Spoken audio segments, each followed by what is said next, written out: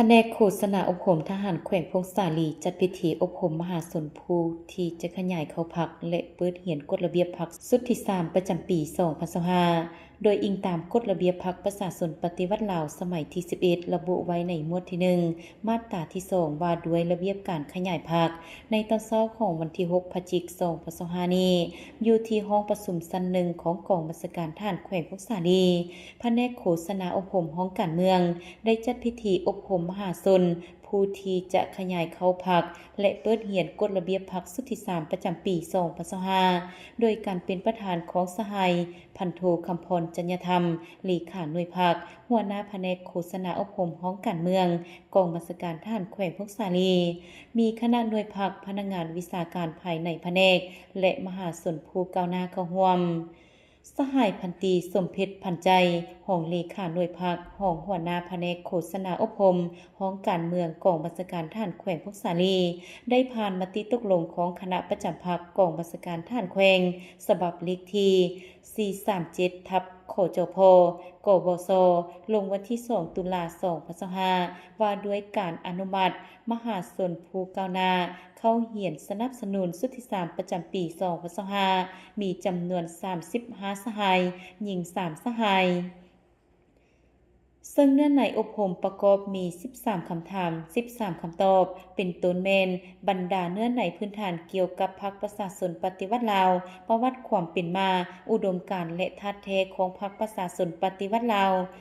เข้าใจเกี่ยวกับมาตรการเงื่อนไขและผลประโยชน์ที่สมาชิกพรรคได้รับเป็นการประเมินความรับรู้ในการเสื่อมซึมเอกสารมหาชนเป้าหมายขยายเข้าพรรคเพื่อเฮ็ดให้มหาชนมีความตั้งหน้าฝึกฝนล้อหลอมตนเองเพื่อเพิ่มกำลังแห่งสู้รบให้แก่พรรคนับมือหลายขึ้นและในตอนบ่ายของวันเดียวกันยังได้เปิดเรียนกฎระเบียบพรรคให้แก่มหาชนผู้ก้าวหน้าตามมติตกลงของคณะประจำพรรคกองบัญชาการทหารแขวงฉบับเลขที่438ทับขจพกบสลงวันที่2ตุลา2025ว่าด้วยการอนุมัติมหาชนผู้ก้าวหน้าเข้าเรียนกฎระเบียบพรรคสุดที่3ประจำปี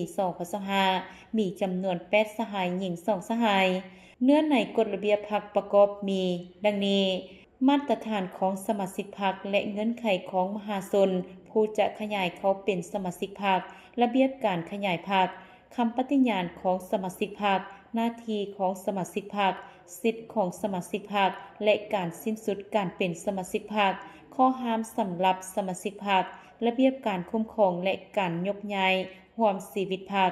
บัตรสมาชิกพรรคและการนำใช้บัตรสมาชิกพรรคตอนท้ายพิธีประธานได้กล่าวแสดงความสมเชยต่อมหาชนผู้ที่ก้าวหน้าในการเข้าเรียนสนับสนุนและเข้าเรียนกฎระเบียบพรรคประชาชนปฏิวัติลาวสุดที่3ประจำปี2025ที่มีผลงานดีเด่นเฮ็ดสำเร็จหน้าที่และปฏิบัติกฎระเบียบต่างๆอย่างเข้มงวดโดยตลอดมาดังนั้นกลุ่มกองจึงได้คัดเลือกให้เข้าอบรมเรียนสนับสนุนและเรียนกฎระเบียบพรรคเพื่อก่อสร้างพนักงานรุ่นสืบทอดในแต่ละระยะและสหายยังได้เน้นหนักหลายปัญหาให้แก่มหาชนผู้ก้าวหน้าเป็นต้นแม่นการปฏิบัติข้อกำหนดกฎระเบียบของพรรคและของกรมกองวางออกให้เข้มงวดพร้อมกันเฮ็ดสำเร็จหน้าที่วิชาเฉพาะตามการจัดตั้งขั้นเทิงได้มอบหมายให้มีผลสำเร็จเป็นก้าวๆและตั้งหน้าฝึกฝนล้อหลอมตนเองในทุกด้านเพื่อให้กลายเป็นสมาชิกพรรคผู้ก้าวหน้าในอนาคตโอกาสเดียวกันนี้ยังได้กล่าวมอบใบยั่งยืนโดยประธานและกล่าวรับโดยมหาชนผู้อบรมเพื่อขยายเข้าพรรคตามลำดับ